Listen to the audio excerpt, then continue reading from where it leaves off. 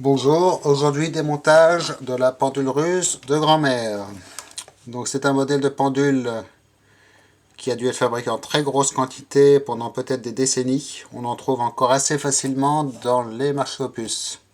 En général, pas cher du tout. Donc la marque c'est Rostov, fabriqué en Union soviétique bien entendu. Là c'est pas indiqué, mais il me semble que c'est 4 rubis, quelque chose comme ça. Ce modèle particulier est vert pomme, typiquement années 60, comme les cuisines des années 60. Mais il faisait des tas de couleurs différentes, des tas de finitions différentes, avec tout le temps le même boîtier, la même mécanique à l'intérieur. Donc je crois que celle-là ne fonctionne pas, parce que oui, on ne peut pas la remonter en fait. Le ressort doit être bloqué au maximum, et on ne peut pas la remonter. Donc on va regarder ce qu'il y a à l'intérieur. Vous pouvez voir, finition assez... Donc déjà il faut enlever, il me semble, si je me souviens bien, les deux pieds, qui se dévissent simplement comme ça. Oui, il y a une vis à l'intérieur, et il me semble que celui-là, par contre, la tête de la vis est foirée, pour une raison totalement mystérieuse. Oui. En fait, non, c'est pas que la tête de vis est foirée, c'est que la tête de vis n'a pas été usinée. Ce qui est quand même assez incroyable. Vous pouvez voir, il n'y a pas le... Par rapport à celle-là, ils n'ont pas coupé l'empreinte dans la vis. Et la vis a été quand même utilisée comme ça. C'est assez surprenant. Mais pas pour les vis russes, parce que vraiment, il y a beaucoup de cas comme ça avec les vis russes. Ensuite, on a les deux boutons ici. Les deux remontoirs. Un pour la fonction réveil et un pour le mécanisme principal. Il faut les tourner dans le sens des aiguilles d'une montre pour les dévisser, tout simplement. Et il reste deux petites vis. Donc vous pouvez voir, l'arrière est aussi en métal vert pomme. Là, il y a le réglage de l'avance et du retard, bien entendu. Et donc maintenant, nous allons découvrir la superbe mécanique. Donc pour sortir la mécanique, oui, c'est bien ce qui me semblait, il faut aussi sortir le bouton en haut là.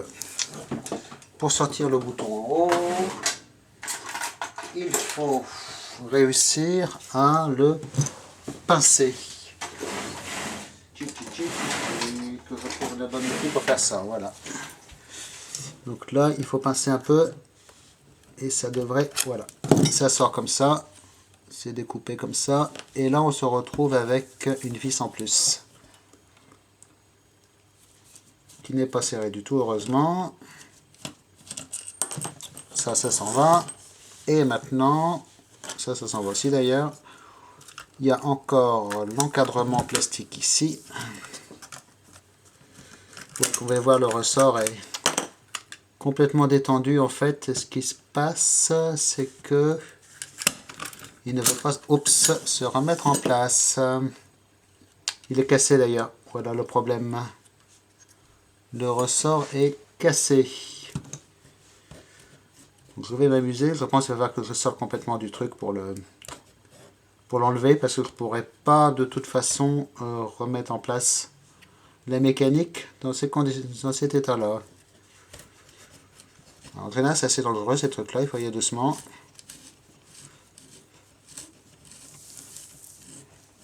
Ça me fait en tout cas une belle lame en acier à récupérer. Oups! Vous pouvez le voir, il faut se méfier quand même. Je pense que je vais le... Voilà. Y aller doucement avec, le laisser se reposer, une position de repos. Voilà.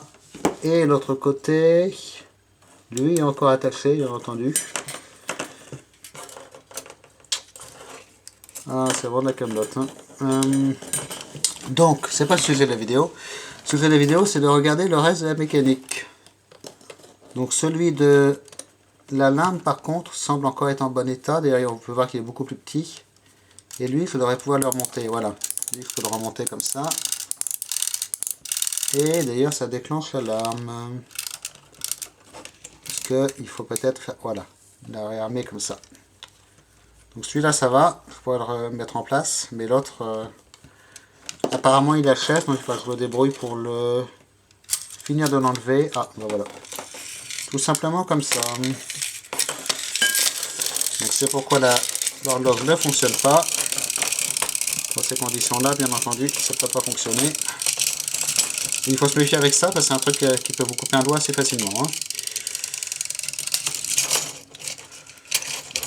Là, ça devrait être bon. Et on est en sécurité maintenant, presque. Voilà.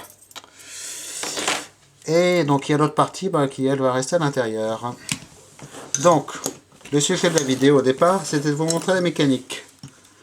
Comme vous pouvez le voir, une mécanique de très grande précision, constituée de pièces en laiton, faites à l'emporte-pièce. Donc on a le cadran ici, qui tient avec deux petites agrafes. On a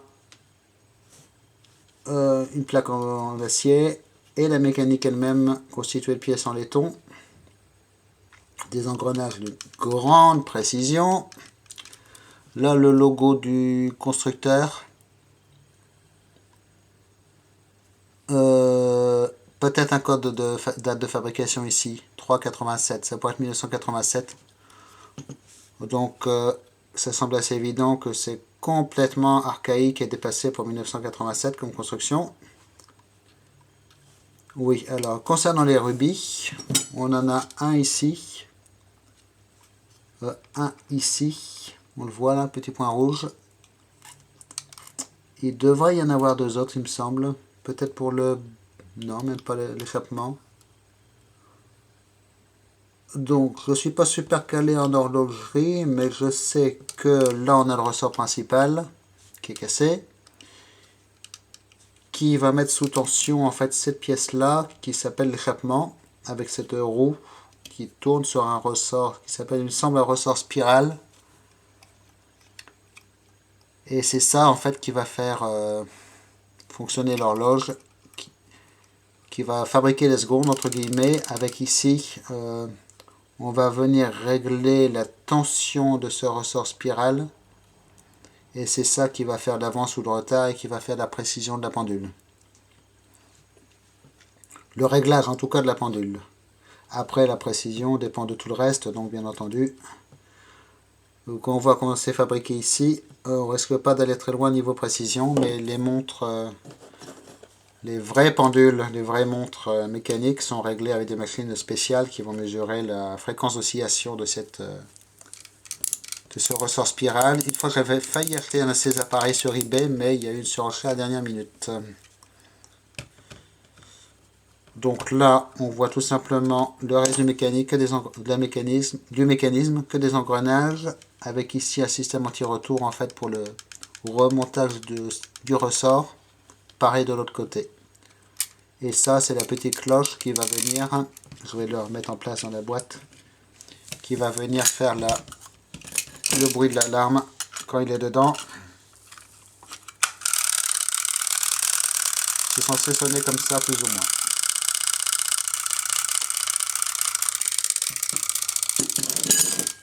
Voilà, voilà. Qu'est-ce qui reste là-dedans? Bah, ça, c'est simplement une pièce en acier. La vitre, légèrement bombée. Mais au moins, c'est du vrai verre. Et le petit encadrement doré. Et c'est tout pour ça. Comme vous pouvez voir, c'est vraiment de la camelote. Assez kitsch au niveau décoration. Pas mal. Hein. Mais en fait, c'est assez rare d'en trouver en état de marche. Parce que les problèmes, bah, c'est soit le ressort qui casse comme on a eu ici. Soit là, ce qui est là déjà de se produire, le système anti-retour en fait du remontoir qui est en train de s'user. Et on voit qu'il y a ces petites plaquettes là qui est censé rentrer dans les petits trous ici. Et c'est déjà déformé et abîmé ça. Donc si vous avez une braderie, maintenant vous savez à quoi ça ressemble. Et à quoi vous attendre à l'intérieur. Rien de bien terrible, bon c'est bien pour la décoration quoi. Et personnellement je ne supporte pas les bruits de pendule. Ça m'empêche de dormir donc... C'est sûrement pas moi qui vais utiliser ça. Voilà, merci d'avoir regardé. Bonne journée, au revoir.